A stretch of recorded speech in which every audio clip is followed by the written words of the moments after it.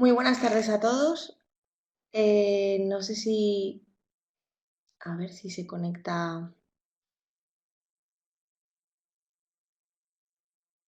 Vale,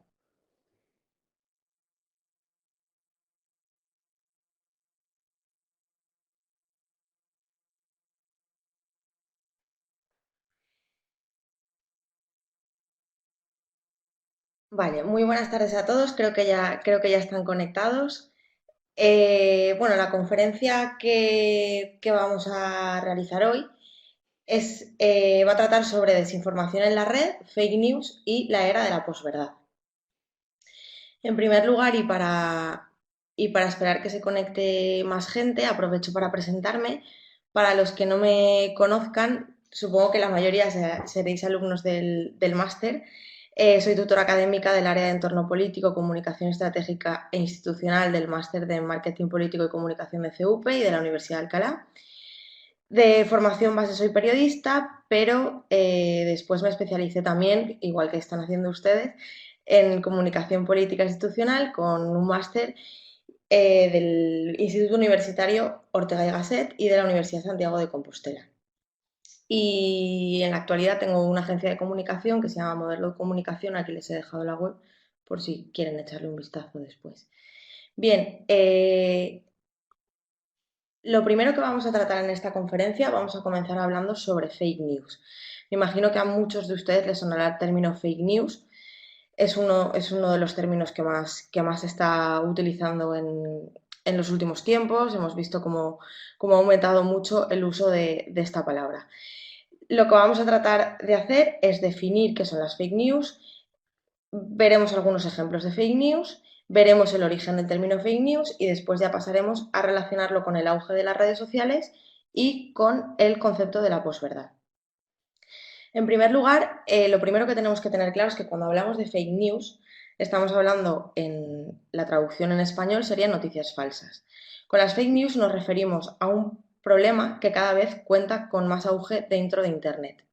La definición de fake news sería un producto pseudo periodístico difundido a través de portales de noticias, prensa escrita, radio, televisión y por supuesto redes sociales. Ahora después veremos toda la importancia que tienen las redes sociales para difundir estas fake news, cuyo objetivo, el objetivo final de la difusión de estas noticias falsas es la desinformación o el engaño de manera deliberada.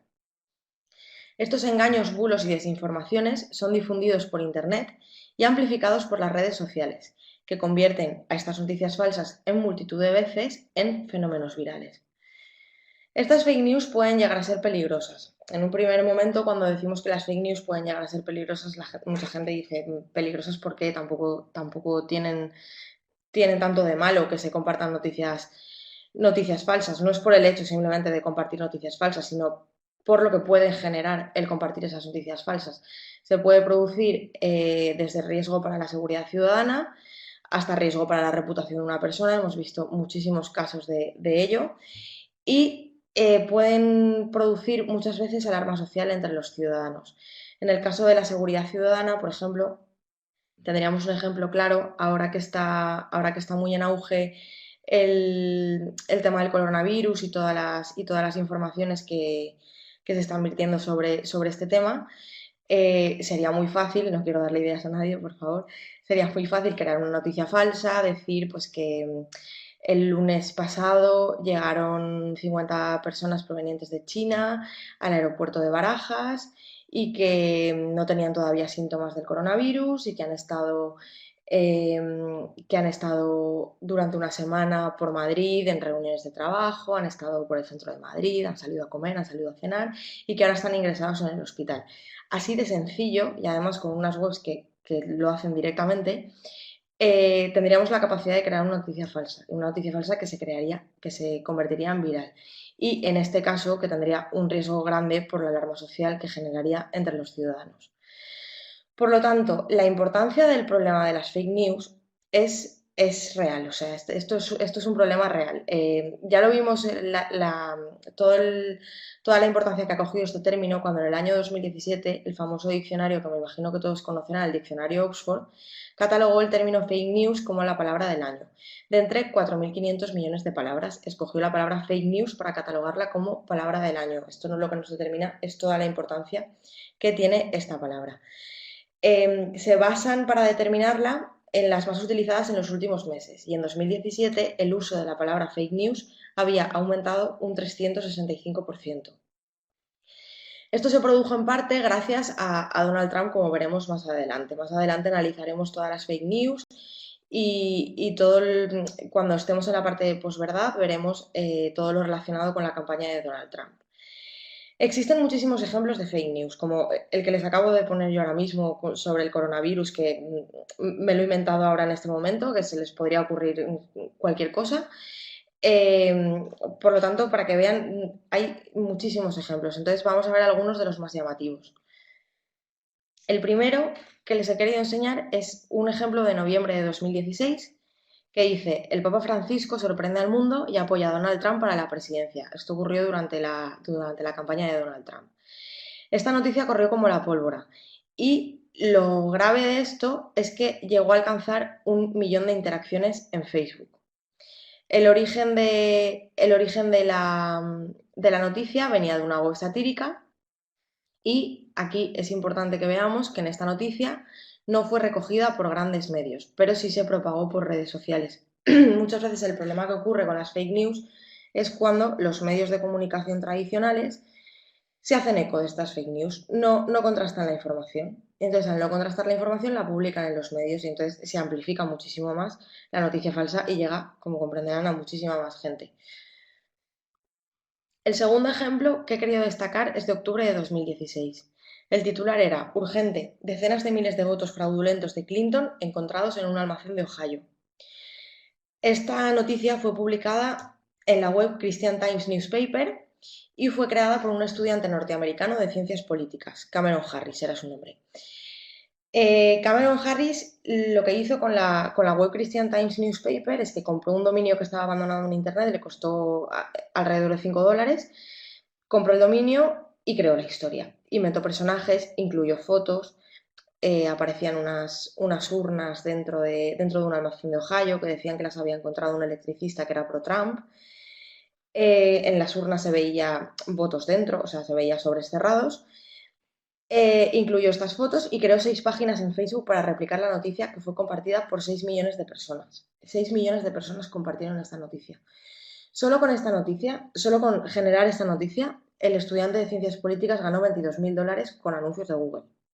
Después hay informaciones, no se las he querido poner en la presentación porque no está del todo contrastada, pero hay informaciones que apuntan a que la web después la pudo vender por $100.000.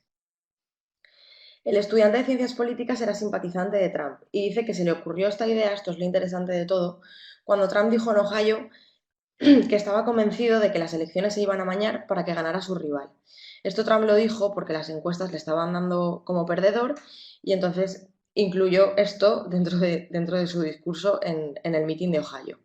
Entonces Harris, el estudiante de ciencias políticas, pensó que los seguidores del candidato estaban predispuestos a creer que se preparaba un tongo y entonces decidió darles lo que querían, una prueba del pucherazo, una prueba de que Hillary estaba amañando las elecciones, cuando realmente era una noticia completamente falsa que se había inventado él.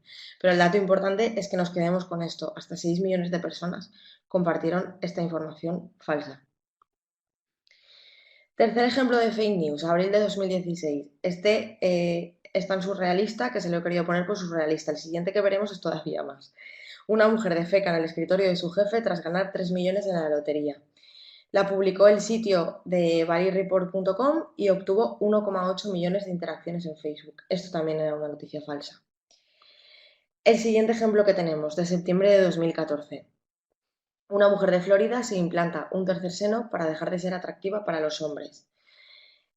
Un portal desmintió la noticia y demostró que todo había sido un montaje para hacerse famosa en redes sociales. Además de lo inverosímil de esta noticia, porque ya solamente leyendo el titular impacta, Les he querido poner esta noticia porque, como ven aquí, la captura de pantalla que les he puesto de la noticia, esto se hizo eco de esta noticia, la redacción de Miami, como se ve aquí, del periódico El Mundo.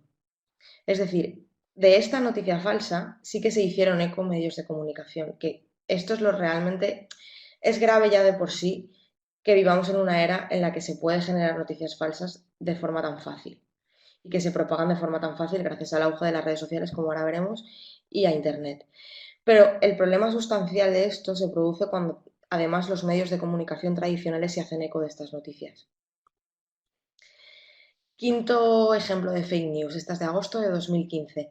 Encontrado un tren nazi en Polonia con un tesoro escondido. Esta noticia realmente no tiene nada de espectacular, pero se la he querido incluir porque esta también llegó a medios serios de todo el mundo. Como vemos aquí, el periódico Clarín la difundió a más de 70 años del fin de la Segunda Guerra. Confirman el hallazgo del tren fantasma nazi lleno de oro. Ahora que hemos visto algunos ejemplos de fake news, lo importante es que veamos que estas fake news no son exclusivas. El término sí que es exclusivo de los últimos años, pero estas noticias falsas han existido siempre. De hecho, su origen se encuentra en las serpientes de verano. Internet y las redes sociales lo que consiguen hacer es viralizar con mayor fuerza estas fake news, estas noticias falsas. Pero, como les comentaba, estas no son un hecho exclusivo de nuestro tiempo. Antes de la aparición de Internet y las redes sociales, existían las denominadas serpientes de verano, una denominación que cataloga a las noticias que se publican en medios de comunicación durante el periodo estival.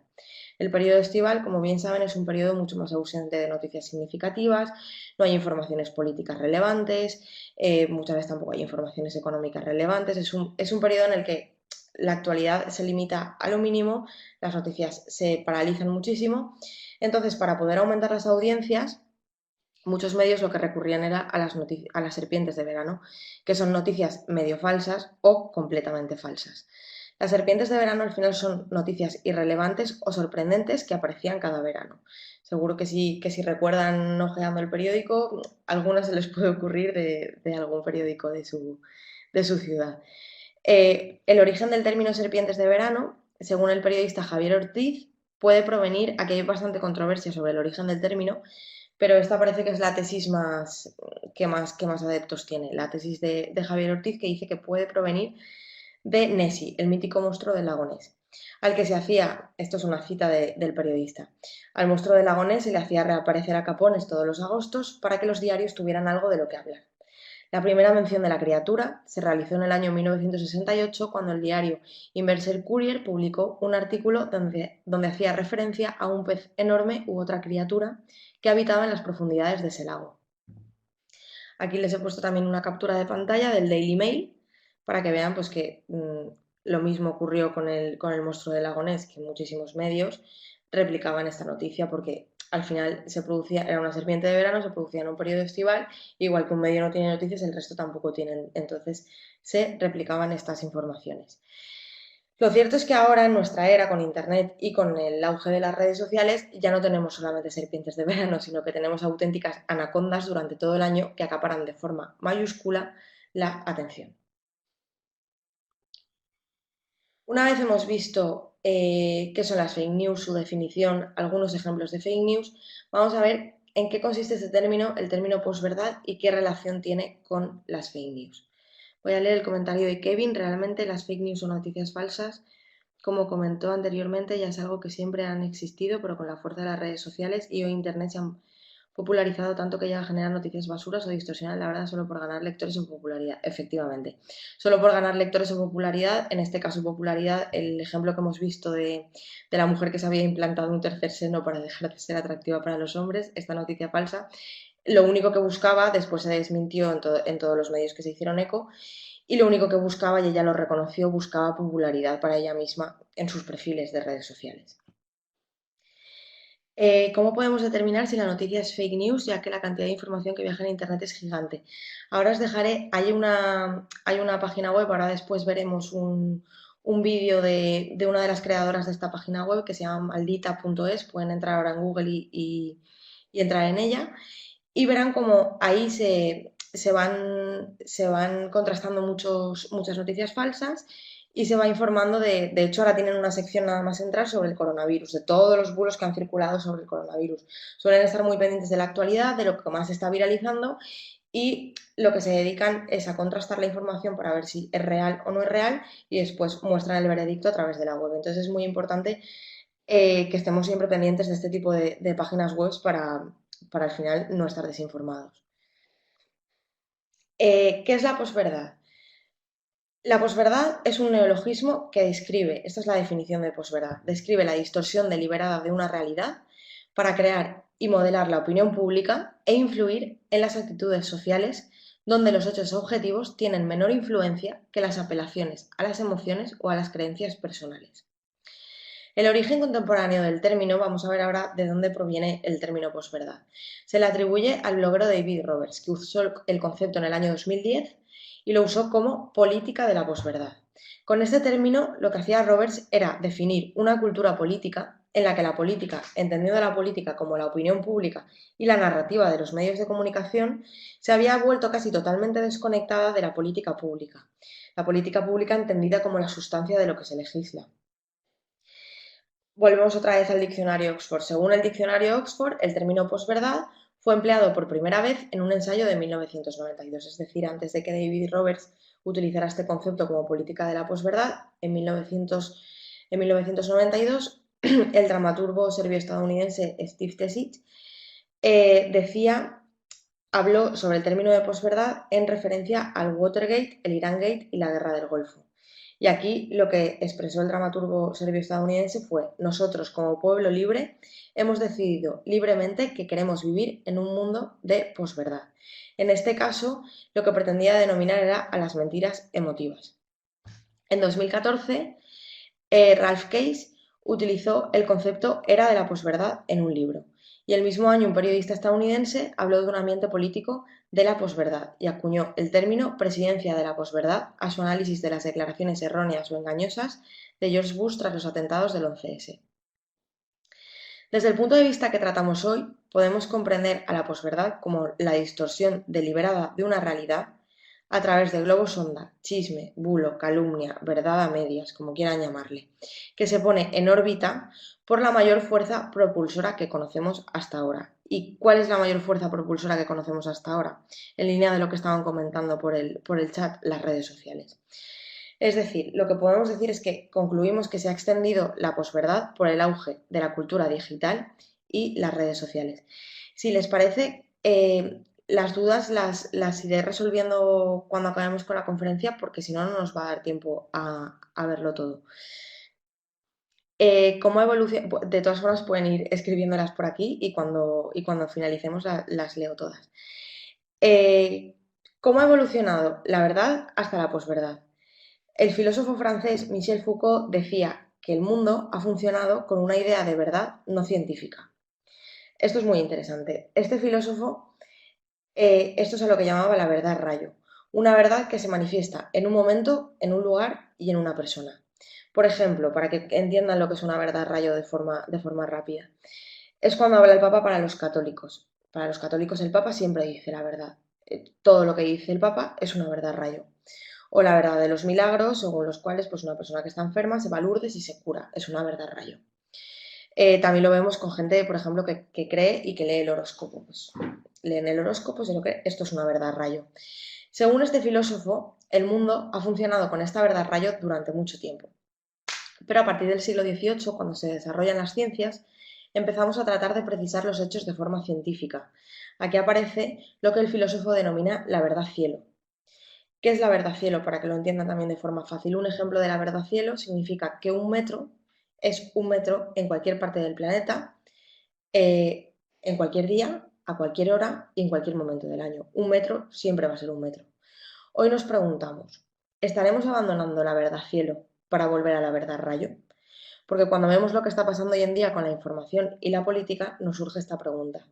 A veces preferimos creer en algo que tenemos ganas de creer que en algo que realmente es real. Esto es realmente sobre lo que tenemos que reflexionar. Porque los hechos objetivos, científicos y demostrados influyen menos que los llamados a la emoción y las creencias personales.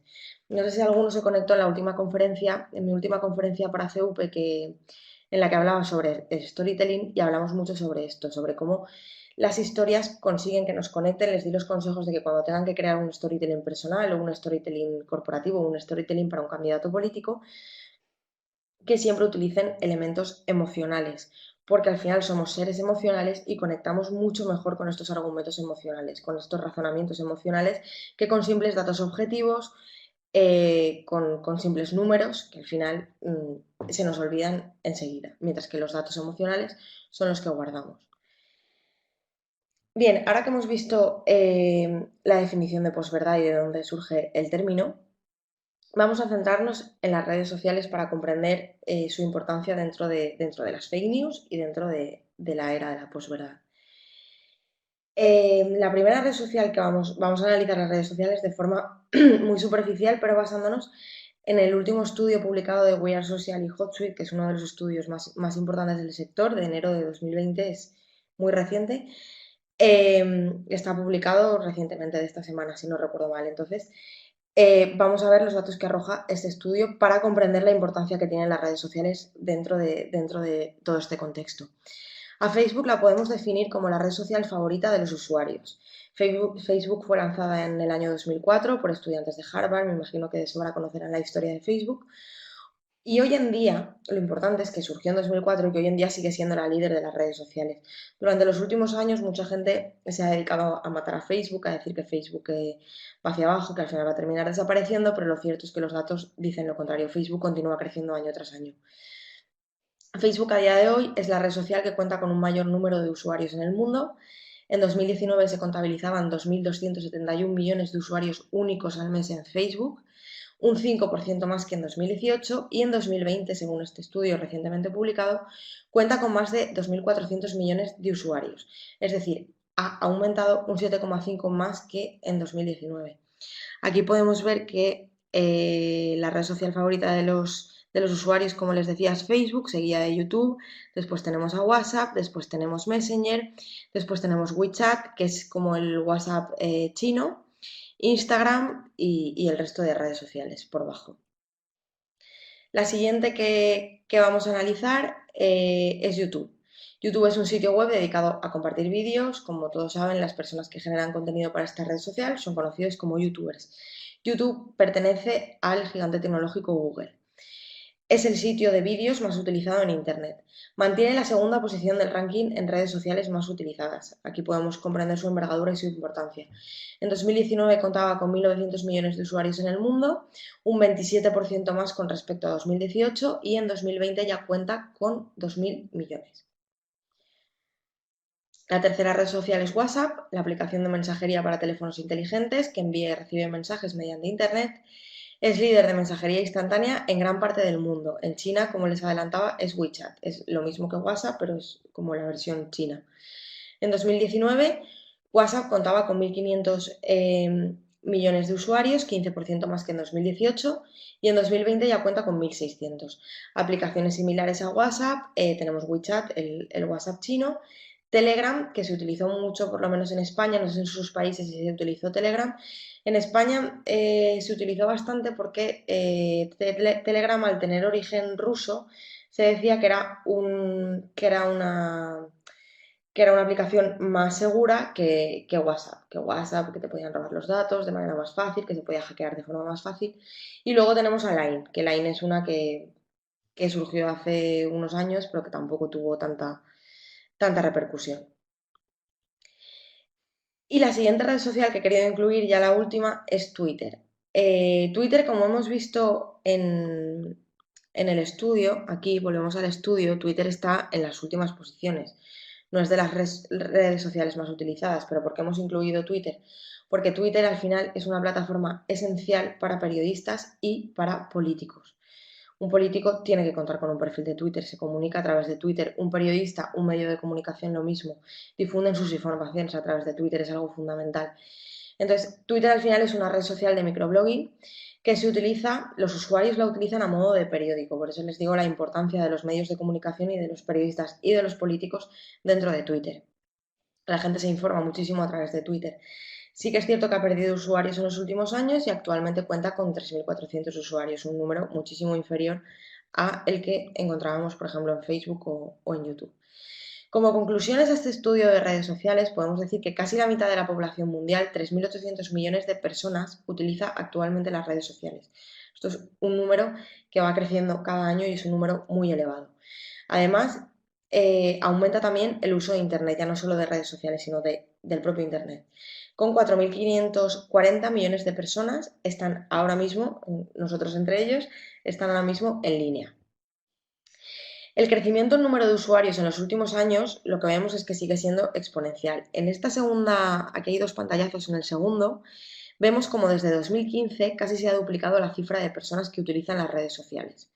Vemos aquí en 2015 que estaba en 2078 y en 2020 que estamos en 3.800.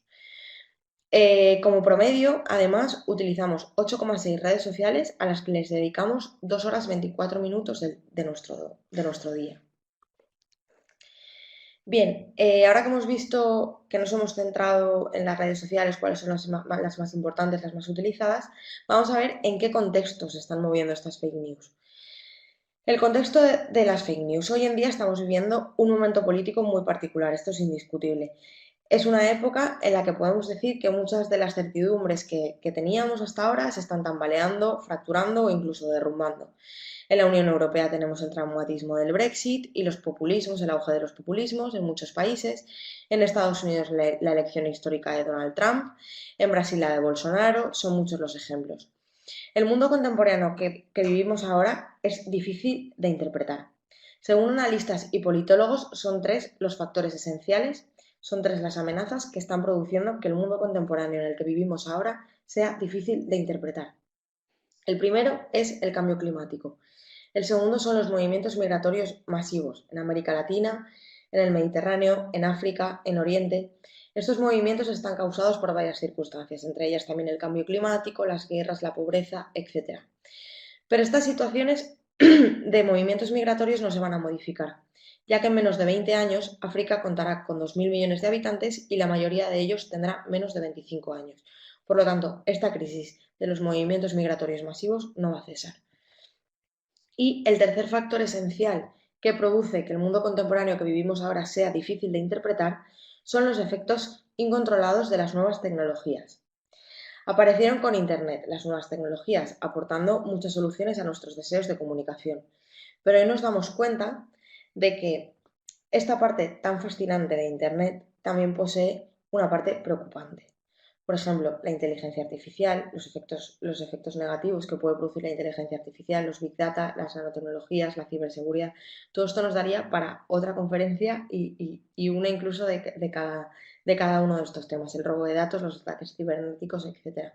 Estos son los efectos incontrolados de las nuevas tecnologías. Estos tres problemas centrales tienen una característica en común. La característica en común es que ningún país del mundo, por muy poderoso que sea ese país, puede resolverlos de manera unilateral. Ni China, ni Estados Unidos, ni India, ni la propia Unión Europea pueden resolver este problema de manera unilateral, porque se trata de problemas globales que solo se pueden resolver de manera colectiva. Es decir, no puede pretender China por sí misma o Estados Unidos por sí misma acabar con el cambio climático. Lo mismo con los efectos nocivos de las tecnologías, que es lo que nos ocupa en esta conferencia. Estas amenazas están produciendo cambios políticos de gran envergadura, porque están apareciendo nuevas formas de gobierno. Aquí vamos al segundo tema. Antes contábamos con gobiernos conservadores, gobiernos progresistas y gobiernos de alianzas entre ambos. Ahora estamos viendo cómo surgen partidos políticos que ganan las elecciones y que realmente no podemos situar en ninguna de las casillas de las familias políticas. Estos son los llamados partidos y gobiernos populistas, donde la cuestión de las migraciones y las nuevas tecnologías tiene un peso importante. Si piensan ahora mismo en su país, si tienen alguno de estos partidos en su país, verán cómo en su relato, en su discurso, incluye mucho la cuestión de las migraciones, especialmente de las nuevas tecnologías también, pero de las migraciones especialmente. Es un discurso muy manido por este tipo de populismos. Hoy en día la democracia es cierto que es el sistema más generalizado y que en los países donde no existe de momento sí que hay una aspiración por conseguirla, esto es algo cierto. Pero en esta nueva era lo que vemos también, que esto es otra de las cosas preocupantes, es cómo el concepto de democracia también está en crisis.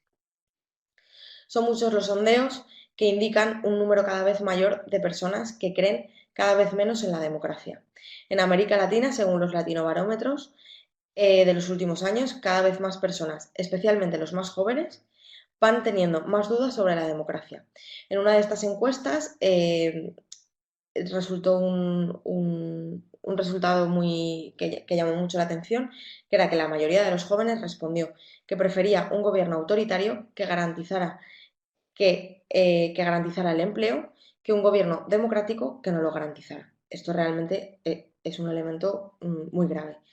En el Latinobarómetro de 2018, el respaldo a la democracia había descendido hasta el 48%, 5 puntos menos que en 2017. Y en 2010, para compararlo, en 2010 era del 61%. Sí que es cierto que en 2010 obtuvo su máximo histórico con ese 61% de apoyo a la democracia, pero en 2018 vemos como es un 48%. Por lo tanto, lo que vemos, la conclusión que extraemos de esto es que la democracia ya no es un criterio discriminador positivo. Bien, ahora que nos hemos situado dentro de todo este contexto, vamos a ver la campaña de Trump, la pérdida de la hegemonía de los medios de comunicación, cómo influye también en todo este tema, y el auge de las redes sociales. El fenómeno de Trump es una de las pruebas de toda esta reflexión que acabamos de realizar. Trump realizó una campaña electoral en la que tuvo casi todo en su contra. Esto es lo más interesante de analizar sobre la campaña de Donald Trump. Tuvo a grandes personalidades de su partido, de su propio partido, en contra. Obviamente a todo el Partido Demócrata y a todos sus integrantes. A todos los grandes medios, a la prensa moderna como New York Times, Washington Post, etcétera, a los semanarios, a los grandes canales de televisión, excepto a la Fox, a los grandes canales los tenía en contra también. Trump se convirtió, contra todo pronóstico, en el primer candidato elegido en contra de todas estas instituciones, la gran empresa, la bolsa, parte de su partido, los grandes medios, los grandes canales de televisión, Wall Street. Wall Street hay que recordar que no lo apoyaba porque él es proteccionista y Wall Street es favorable al libre cambio. También tenía en contra pensadores. Y lo que nos preguntamos aquí es cómo alguien así, que es atacado por los grandes medios hegemónicos nacionales e internacionales, supongo que recordarán, yo recuerdo aquí en España durante la campaña de Trump, cómo también se le atacó muchísimo desde los medios españoles. Supongo que en sus países también ocurriría lo mismo. ¿Cómo ha podido un personaje con todo esto en contra ganar las elecciones? Y además, ¿cómo ha podido ganarlas en un país como Estados Unidos? Bien, su elección en noviembre de 2016 constituyó un auténtico boom, porque mucha gente, tanto de Estados Unidos como decíamos, tanto de Estados Unidos como de la Unión Europea como de Latinoamérica, no pensaba que un personaje tan controvertido y exótico como Trump fuera a llegar a ser elegido finalmente. Pero esto mismo que ocurrió con Trump pasó en Inglaterra con el Brexit. La City de Londres y todos los grandes periódicos, excepto los tabloides sensacionalistas algunos, que sí que lo apoyaban, el resto estaban en contra del Brexit. Y el Brexit finalmente ganó. ¿Qué conclusión general podemos extraer de esto? Que ya no influyen de la misma manera los medios de comunicación más influyentes. Entonces, ¿quién está influyendo ahora a la sociedad? La conclusión es que el panorama ha cambiado con Internet. En un inicio se pensaba que aunque Internet se desarrollara, el universo mediático era tan hegemónico que no iba a modificarse, que iba a mantener en paralelo toda su hegemonía, toda su importancia. Pero ahora, con la irrupción de las nuevas tecnologías, todos nos hemos convertido en medios de comunicación. Y aquí es donde reside la auténtica revolución de nuestro tiempo.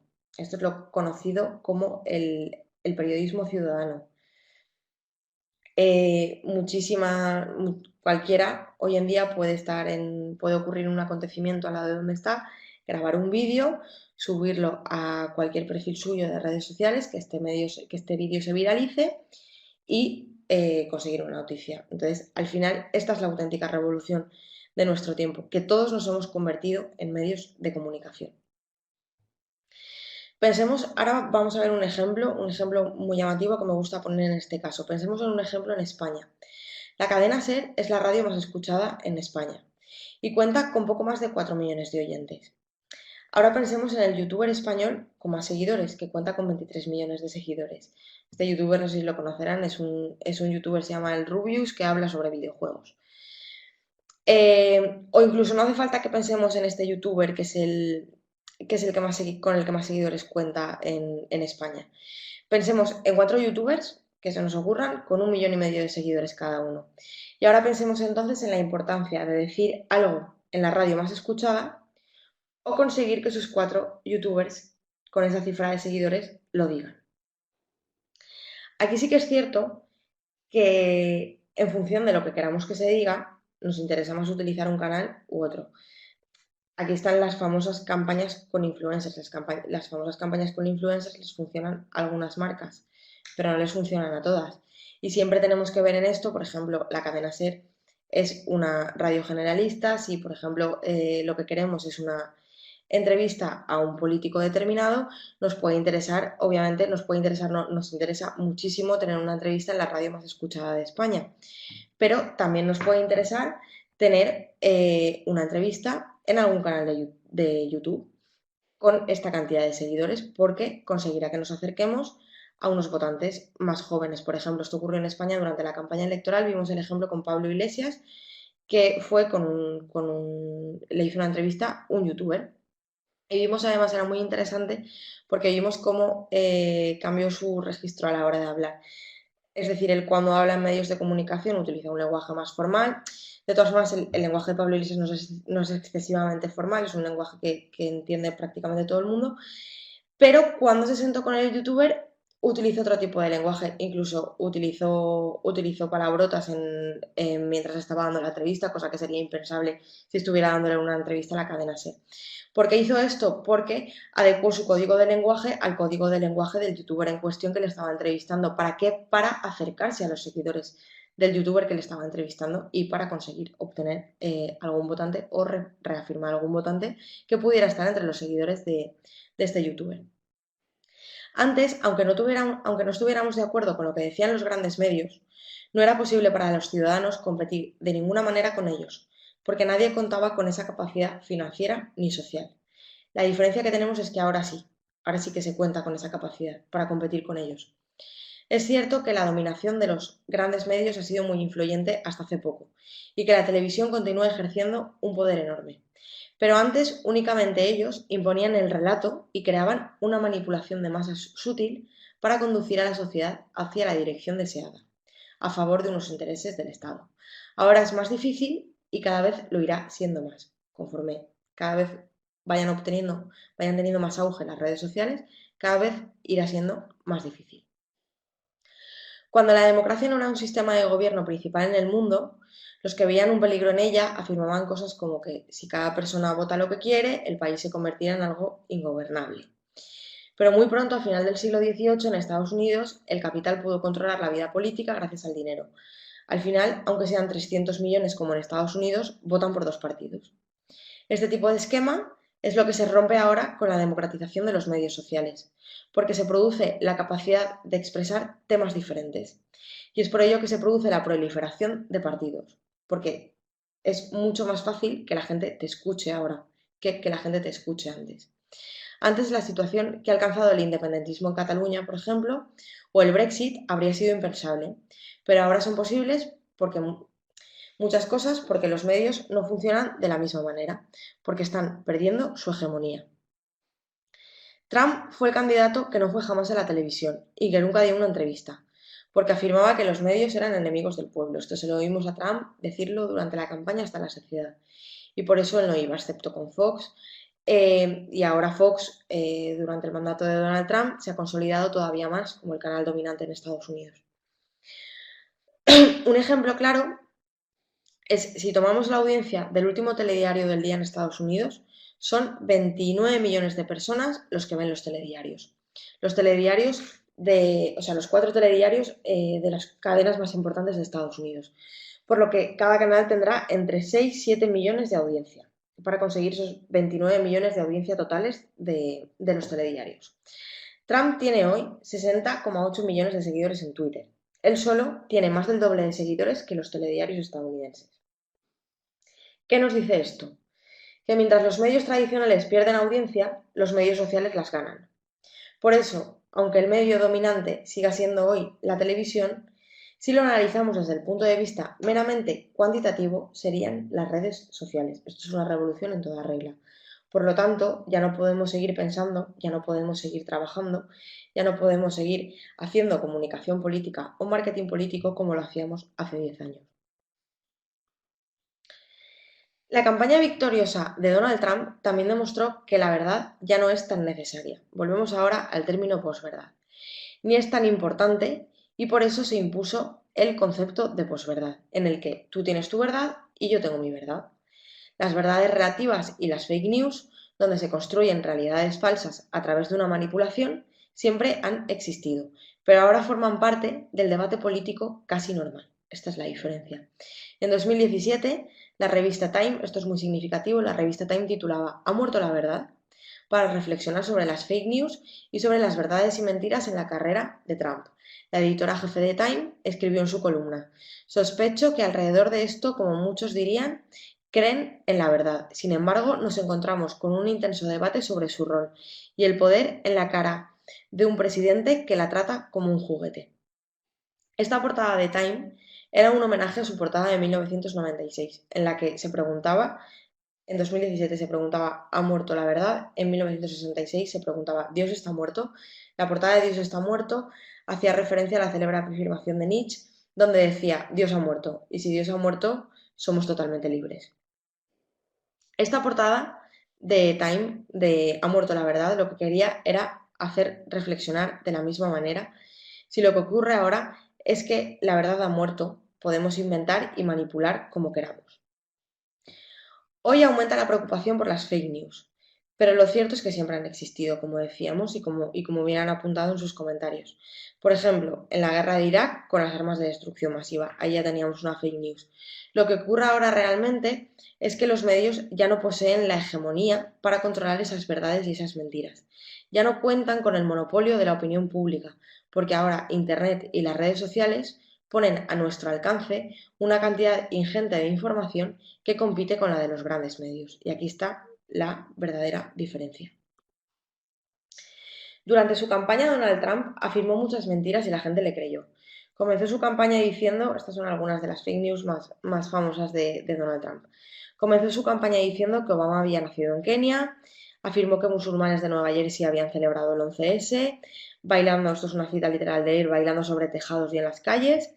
Señaló que Estados Unidos era el país con los impuestos más altos del mundo, cuando, según datos oficiales del Banco Mundial, pocos países cuentan con impuestos más bajos que Estados Unidos. Todo esto se difundió y se fabricaron noticias desde empresas como Ending the Feed, noticias que Trump difundió después, Trump y el equipo de Trump difundieron después.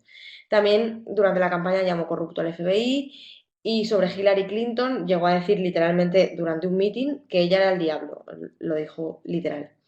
Todo esto trajo como resultado una campaña electoral en la que no se respetó la ética. Ahora es una práctica más habitual que a través de oficinas como Ending the Feed se generen noticias falsas. Esto es lo que produjo. Lo mismo vimos con Bolsonaro en Brasil. No sé si habrá alguien de Brasil conectado y si nos quiere contar alguna experiencia. Allí se difundió que su adversario había distribuido un kit gay para los niños en las escuelas. También se difundió que el hombre que apuñaló a Bolsonaro era amigo de Lula, y esto se hizo con una fotografía manipulada. Y se llegó a decir que su contrincante defendía el incesto y el comunismo. Por lo tanto, para comprender la posverdad y la comunicación en el siglo XXI, podemos concluir que la opinión pública ya no busca la verdad, sino que busca las informaciones que confirmen sus creencias previas. Ahora tenemos preparados unos vídeos. Este lo vamos a dejar para el final por si no nos da tiempo a verlo. Vamos a ver primero, les introduzco el siguiente, vamos a ver primero este y si nos sobra tiempo ponemos después el otro vídeo que es sobre una de las fundadoras de la web que les he comentado antes para verificar las informaciones falsas. Si no nos da tiempo, de todas formas, en la presentación lo tienen y después lo pueden ver tranquilamente. Hoy somos víctimas de muchas manipulaciones. Por ejemplo, según algunas encuestas, el 60% de los estadounidenses se informa a través de WhatsApp. haciéndolo más por esta vía que por los medios de comunicación tradicionales. Esto es algo realmente importante. Y volvemos a la empresa Ending the Feed que comentábamos antes. Ellos mismos llegaron a decir que simplemente escribimos lo que la gente quiere leer, no lo que es verdad, lo que la gente quiere leer, le damos a la gente lo que quiere. El ejemplo más clamoroso de ello es el caso de Cambridge Analytica. Esta empresa reagrupó en 12 grandes familias a los 50 millones de norteamericanos para lograr enfocar sus opiniones y hacerles votar a Trump. Esta se puede catalogar como una de las mayores manipulaciones jamás conocidas. Vamos a ver el vídeo sobre cómo ocurrió esto.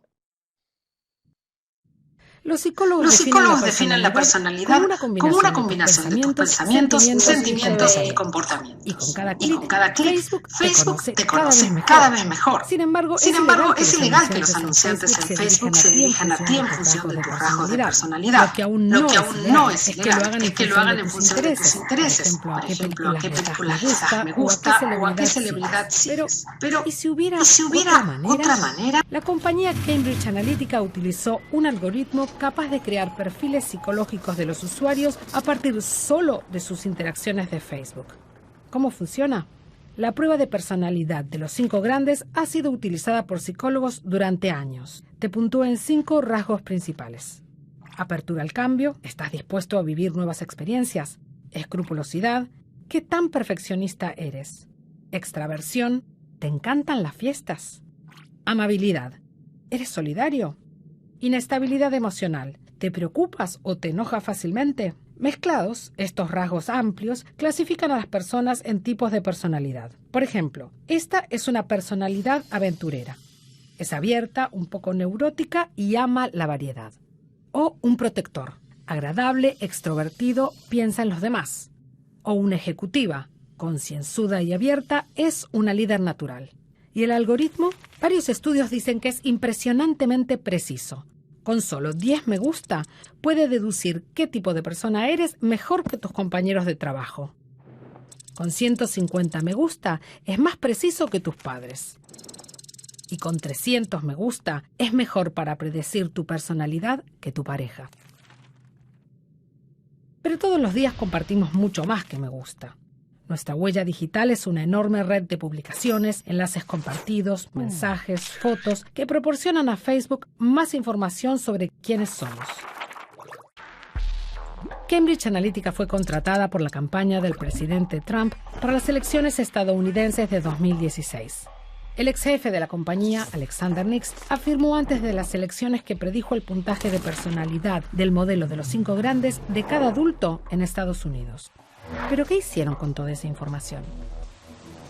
En Facebook se publicaron cientos de anuncios cada día dirigidos a tipos de personalidad específicos, adaptados a los miedos, necesidades y emociones más íntimos de las personas. Por ejemplo, una de las promesas clave de Donald Trump era defender la segunda enmienda, el derecho individual a portar un arma. Entonces, el puntaje de los 5 grandes de un usuario dictaba qué anuncio aparecía en su muro. Por ejemplo, la aventurera, la persona de mente abierta, a menudo impulsiva, a veces nerviosa, podría haber visto algo como esto. Un anuncio con el mensaje de que la libertad debe estar protegida de amenazas externas. O para el protector, el guardián, un anuncio como este, que sugiere que las armas son esenciales para cuidar a los demás. Y finalmente, la ejecutiva, la planificadora de pensamiento racional, recibe un mensaje sobre cómo proteger a su familia y su futuro. ¿Pero puede el Big Data ganar una elección? Cambridge Analytica afirma que sí. Dice que fueron sus datos e investigaciones los que le dieron al presidente Trump el margen ganador. Pero eso es casi imposible de probar. Nadie puede rastrear en retrospectiva quién votó de qué manera debido a qué anuncio. Hay demasiadas variables. Los partidos políticos de todo el mundo considerarán las lecciones de Cambridge Analytica. Las posibilidades del Big Data están allá afuera, pero ¿cambiarán los anuncios que veas tú en las próximas elecciones? ¿Y esos anuncios lograrán cambiar tu opinión?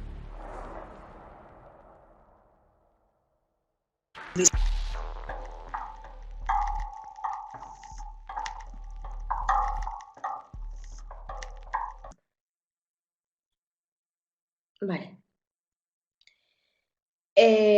después de esto que acabamos de ver, Facebook tuvo que modificar su funcionamiento.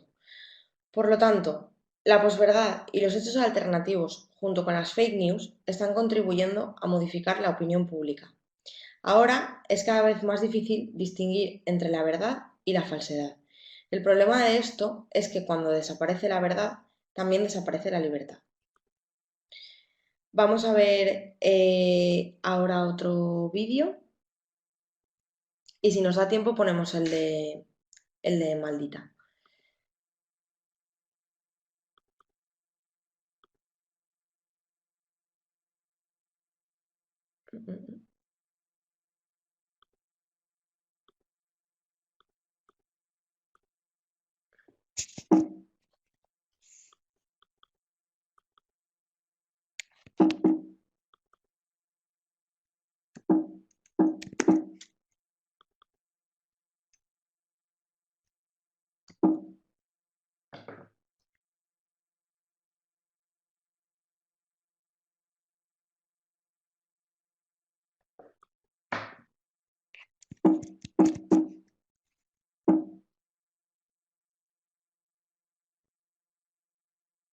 A ver, porque se me había quedado,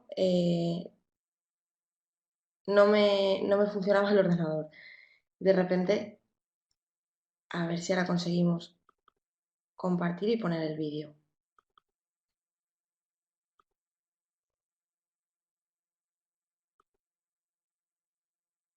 No. Está ocurriendo lo mismo. Vamos a poner entonces el otro vídeo que teníamos preparado y concluimos con él. De todas formas, este era un vídeo cortito que lo tienen aquí en la presentación y que lo pueden ver después.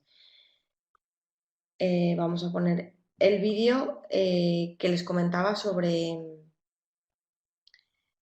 Sí, no, es que... Hola, no, es que no cargaba, se había quedado toda la pantalla en negro y no sabía si estabais ahí, si no estabais. Pero nada, vamos a ver este vídeo, el otro es un vídeo cortito que lo podéis ver después. Vamos a ver el vídeo de Clara Jiménez, que es una de las fundadoras de Maldita, lo que hemos comentado antes, la web a la que se le puede enviar información para que la verifique si estamos ante un fake news o no estamos ante un fake news.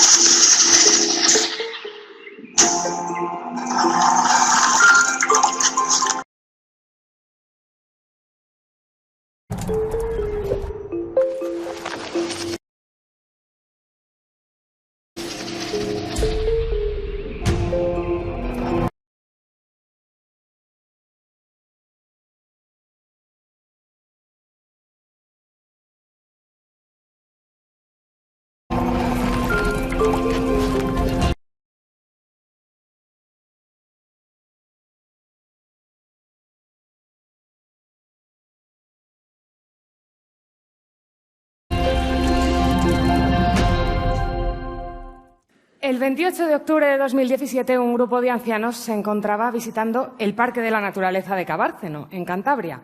Cuando se encontraban en el recinto de los hipopótamos, uno de los animales les sorprendió con una enorme ventosidad que provocó la caída de varios de los ancianos. 3 de ellos tuvieron que ser hospitalizados. Parece increíble, ¿no? Pues este titular, el pedo de un hipopótamo acaba con 3 visitantes del zoo ingresados en el hospital, se publicó en varios medios que todos consideraríamos serios, que nos parece que tienen credibilidad, que nos parecen fiables. Y, sin embargo, este titular es falso, es un bulo. Hace unos meses mi vida cambió. Dejé mi trabajo en un programa de televisión para crear, junto con otro compañero, un proyecto periodístico independiente que luchara contra la desinformación, que apostara por el periodismo de datos, por la verificación, por la transparencia y por la memoria, por la hemeroteca, que ayudara a los ciudadanos a distinguir entre lo que es verdad y lo que es mentira. De eso os quiero hablar hoy. Arrancamos.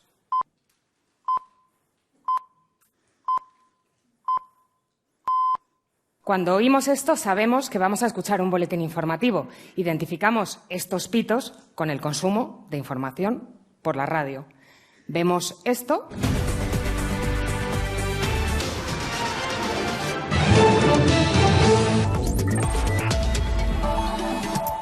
y sabemos que lo que empieza es el telediario. Asociamos esas imágenes y esa música con el consumo de información audiovisual. Tocamos este papel, lo tenemos en la mano y sabemos que este papel, es un formato de consumo de información, un periódico. Nuestros sentidos asocian estos formatos con noticias, aunque luego nos pueden mentir, que veo alguna cara rara entre el público. Lo que tenemos interiorizado es que en estos formatos lo que recibimos es información.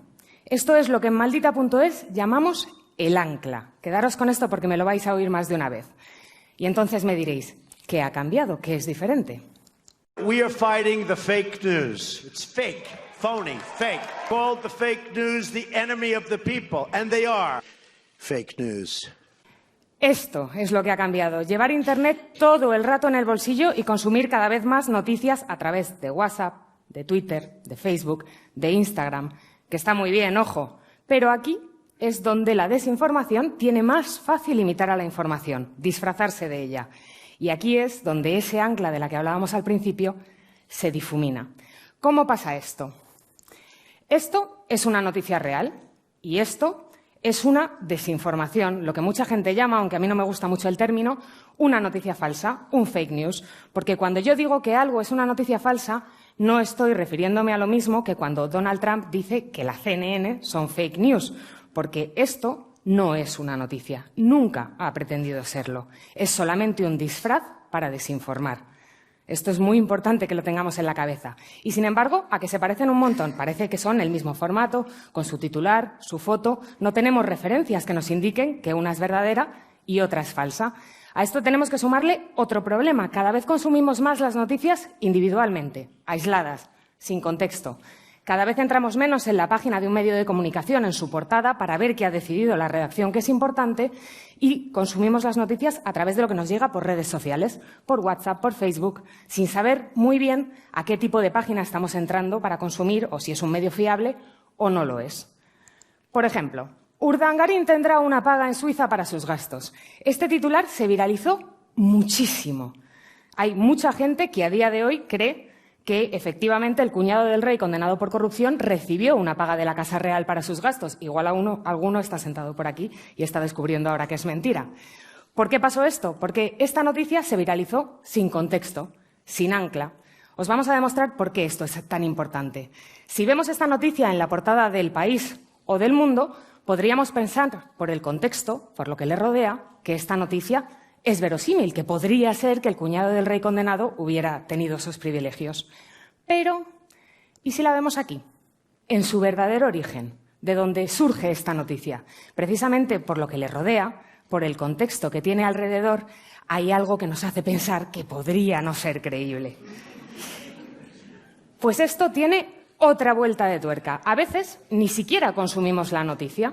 A veces solamente consumimos la foto y el titular. Y si lo vemos así, no tenemos ninguna referencia, no sabemos de dónde sale, no sabemos cuál es la fuente, no sabemos cuál es la fecha, no sabemos si es fiable o no. Os voy a poner otro ejemplo.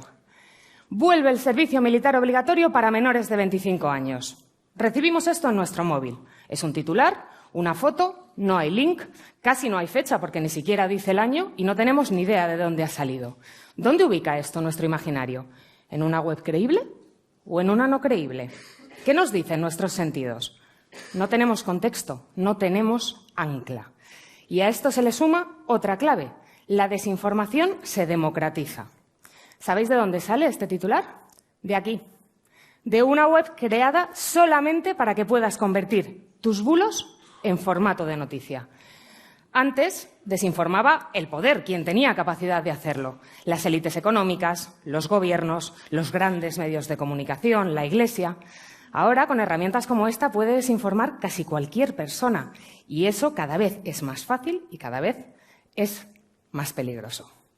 Vamos a por qué se fabrican este tipo de noticias falsas. Nosotros hemos identificado 3 razones. La primera, por pura maldad, por puro divertimento, por crear contenidos falsos para ver hasta dónde pueden llegar, a cuánta gente son capaces de convencer. Y hay situaciones en las que esto se vuelve muy peligroso. ¿Os acordáis de Frida Sofía, la niña de 12 años que se encontraba sepultada bajo los escombros de un colegio en México?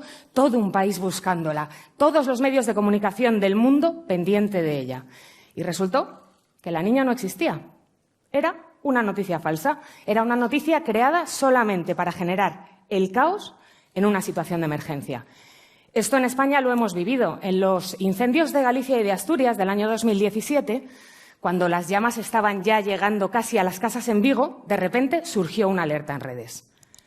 No se puede beber agua del grifo. No es potable, está contaminada. Esto corrió por WhatsApp como la pólvora y resultó ser una alerta falsa. Y ojo, porque no fue la única. Este es un mapa de algunas de las desinformaciones que corrieron en una sola noche de incendios en la que los vecinos, mientras luchaban contra las llamas, tuvieron también que luchar contra el miedo que infundían estas desinformaciones que llegaban a su móvil. Esto es peligrosísimo. Y os aviso, si alguna vez se os ocurre hacer algo parecido, estamos vigilantes. Vamos a por la segunda razón, la pasta, por hacer caja, porque generar contenidos falsos hay gente que gana dinero con ello. Durante las elecciones norteamericanas, en Macedonia, un grupo de jóvenes se puso a fabricar noticias falsas.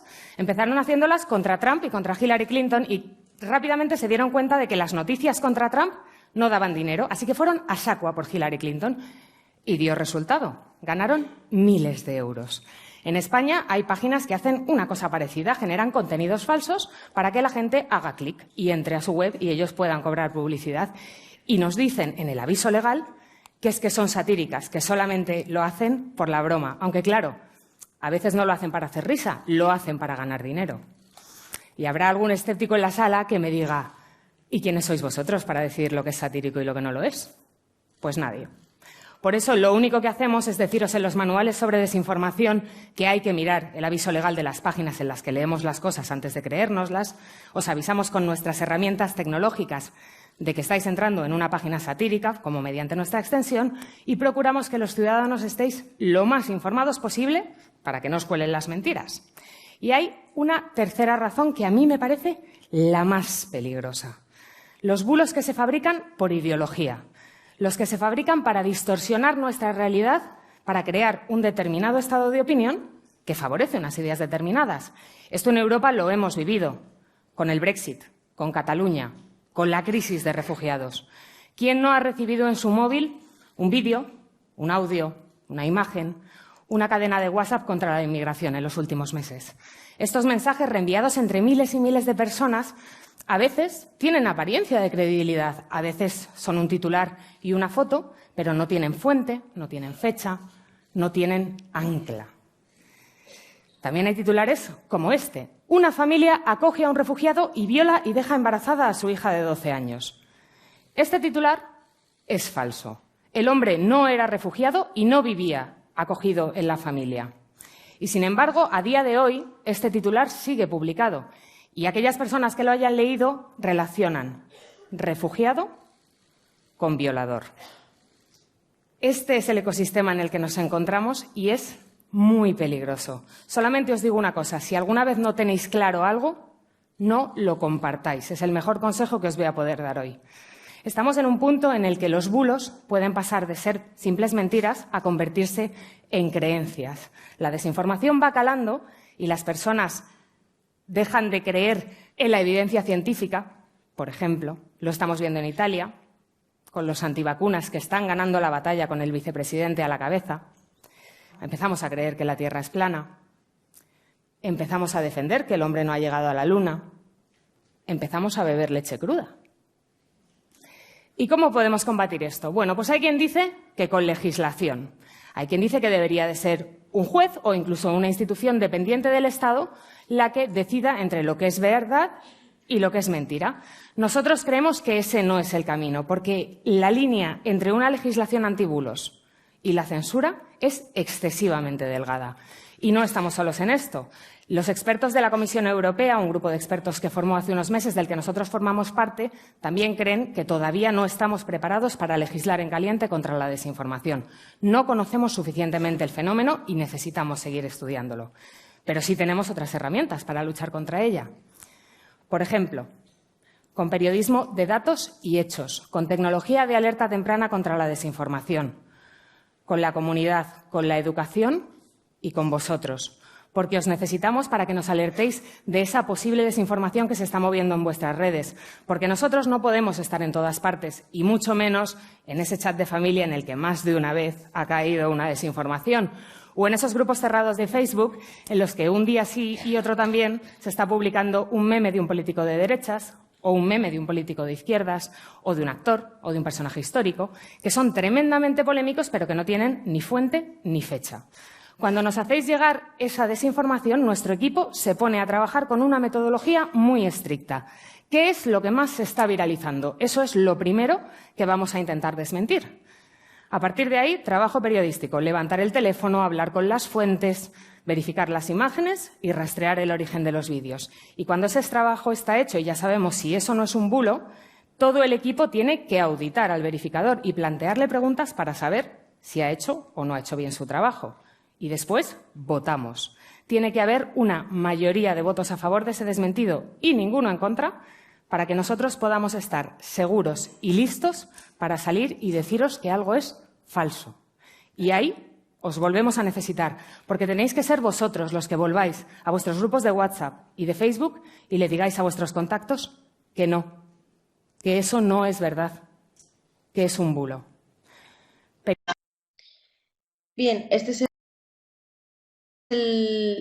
el vídeo que les decía antes que era muy interesante verlo, sobre todo porque es una de las cofundadoras de la web que comentábamos, la tienen aquí también en la presentación. La presentación después me imagino que estará subida a la plataforma, si no, sin problema se la envío a quien la necesite. La web es maldita.es y aquí es donde pueden entrar a ver pues, los bulos que van circulando últimamente son los que desmienten, y también se les pueden enviar noticias que encontremos que pensemos que sean falsas para que las verifiquen. Nos quedaría solamente ver este vídeo, entonces vamos a... Como no consigo conectarlo, es un vídeo cortito, después cuando finalice la conferencia, cuando tengan la presentación, pueden ponérselo. Sigue contándonos ejemplos y casos de fake news. Voy a mirar ahora las preguntas por si hay alguna duda que resolver, y si quieren, mientras voy respondiendo, pueden ir preguntando las dudas que les hayan surgido.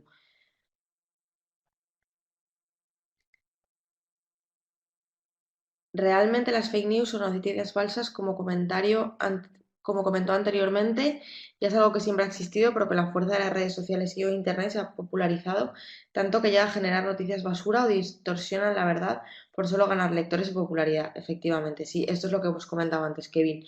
La popularidad, pues por ejemplo, como teníamos el caso de la mujer que se había inventado, que se había implantado un tercer seno. Después reconoció que era solamente para buscar su propia popularidad.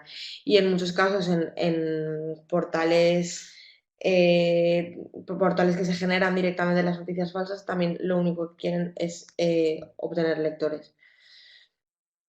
¿Cómo podemos determinar si la noticia es fake news, ya que la cantidad de información que viaja en Internet es gigante? A ver, que se me ha ido esto hacia abajo, perdón.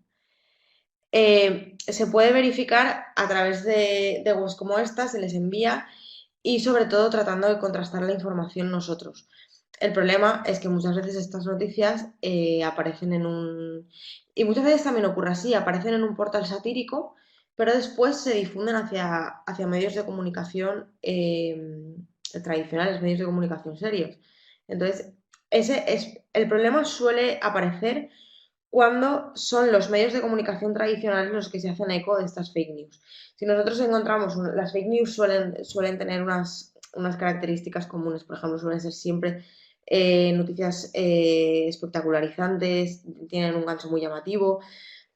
Entonces, cuando encontremos este tipo de informaciones, también es recomendable irnos a medios tradicionales y ver si se han hecho eco de ellas. Hay en ocasiones que los periodistas, o por falta de medios o en las redacciones de los medios de comunicación, muchas veces ocurre, y más en los últimos tiempos, que tampoco tienen tanta capacidad como para verificarlas, pero realmente el trabajo periodístico debe contar con la verificación siempre de las fuentes. Entonces, un buen consejo es irnos a medios tradicionales y ver hasta qué punto ha tenido penetración la noticia en ellos. A ver, la siguiente pregunta. En el caso de España, yo añadiría que la precariedad laboral en las redacciones de los medios también ayuda a que se cuelen las fake news. Efectivamente, totalmente de acuerdo, Idoia. Eso ocurre, sí. Más en los últimos tiempos, que cada vez, desgraciadamente, existe más precariedad laboral en las redacciones. Perdón, ¿cómo se llama la web? Vale, la web es maldita.es. Creo que en parte también es culpa de nosotros como lectores, porque a veces no indagamos más, nos quedamos solo con una fuente y por eso caemos en el error de creer en fake news, efectivamente. Eso es lo que estábamos comentando ahora.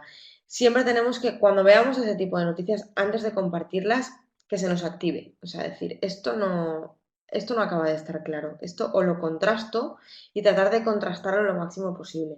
Y sobre todo irnos eso, a medios tradicionales, ver qué medios tradicionales se han hecho eco, qué medios tradicionales no se han hecho eco, si alguno se ha hecho eco, si ninguno se ha hecho eco. La noticia es muy espectacularizante, es de actualidad. Es raro que un medio de comunicación eh, tradicional no lo publique. Entonces ahí es cuando se nos tienen que activar las alarmas. Yo leí el concepto de posverdad en el último vídeo y realmente coincido con él, vivimos en la era de la posverdad, efectivamente.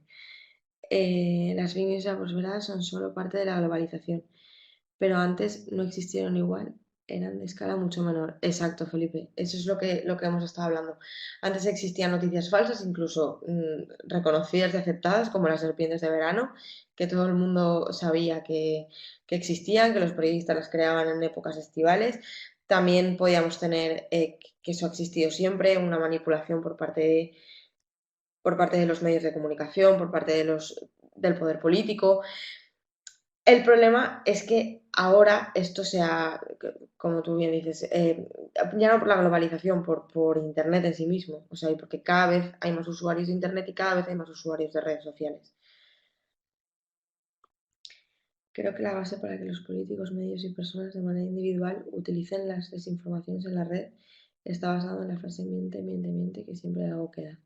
También. Ahora es mucho más fácil. Esto es lo que también estábamos viendo con la campaña de Trump. Ahora es mucho más fácil mentir porque esa información se difunde. Antes, por ejemplo, alguien decía una mentira en una campaña política y al final sin ningún medio de comunicación se hacía eco de esta mentira, o si todos decían que era falsa o no ocurría lo mismo. Ahora se dice cualquier barbaridad en un discurso político, se hacen eco determinados medios, se viraliza, se amplía y entonces llega a muchísima más gente. Parte del juego complejo la relación de los pequeños círculos fake news, soporte de redes sociales. A ver.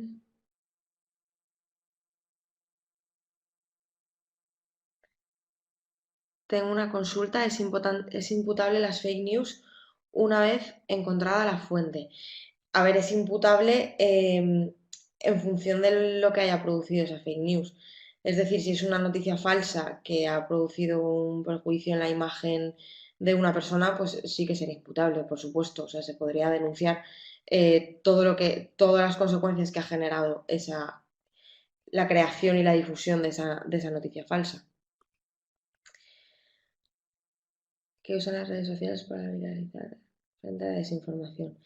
Me recuerda una época triste de los 90, en la que el gobierno de Fujimori, que casi por 10 años desinformó a la población y así fue conquistando electores, un peligro inmenso para la sociedad que hoy todos sufrimos en Perú. Estos fake news están relacionados con la corrupción del poder. Sí, en muchas veces sí que están relacionados y que tienen detrás a poderes importantes estas fake news, pero en muchas otras ocasiones, como decía una de las cofundadoras de la conferencia que acabamos de ver, simplemente se crean por maldad, por ver hasta dónde llega la broma, o se crean, lo que pasa es que sí que en la mayoría de sus casos suelen tener unos intereses ocultos detrás.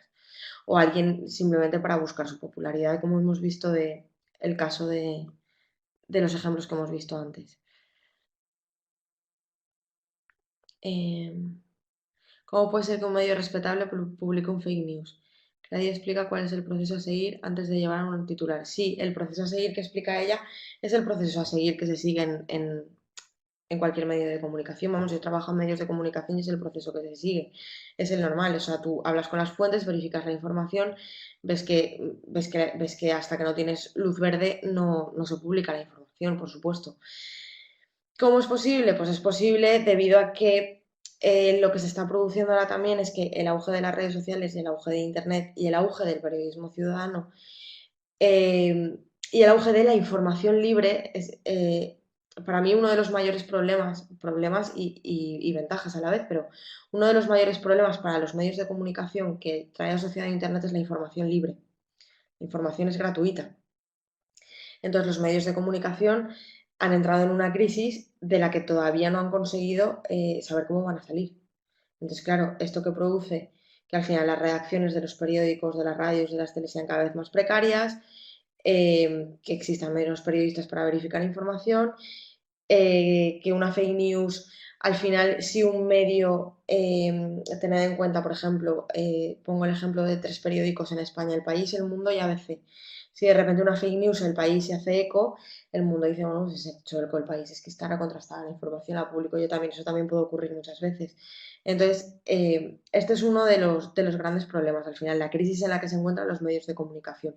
Si unimos esto a este fenómeno, pues al final se produce mucho más que se puedan publicar en medios de comunicación. ¿Cómo se pueden hacer redes vivas redes vivas ciudadanas que con periodismo ético puedan bregar por la ideal de una democracia justa? Pues al final esto es algo muy importante, o sea, al final que existan, yo les he querido poner esta conferencia, ya no por lo que dice en la conferencia, sino por la importancia que tiene que 2 periodistas creen una web que se dedique a corroborar noticias falsas. O sea, esto es una iniciativa que me parece de alabar y extremadamente positiva y una iniciativa que deberían surgir muchísimas más y que deberían surgir en todos los países posibles para evitar la desinformación. Porque al final, si tenemos unos mecanismos con los que podemos ir verificando lo que es información verdadera y lo que es información falsa, pues al final esto es lo que va a mejorar. Que vivamos todos en una sociedad más informada y mejor informada. Que puedan presentar los links de los vídeos. Vale, bueno, pues con esto nos hemos pasado 17 minutos de la hora. Con esto, si les parece, cerramos la conferencia. En toda la presentación tienen todos los vídeos. También pueden contactar conmigo a través del email, ya saben que estoy disponible para cualquier duda que se les haya quedado, que les aparezca ahora después, me mandan un email y les contesto enseguida y las resolvemos. Y muchísimas gracias por estar ahí. Muchas gracias por el interés, por las preguntas y espero que os haya resultado interesante y nos vemos en la próxima.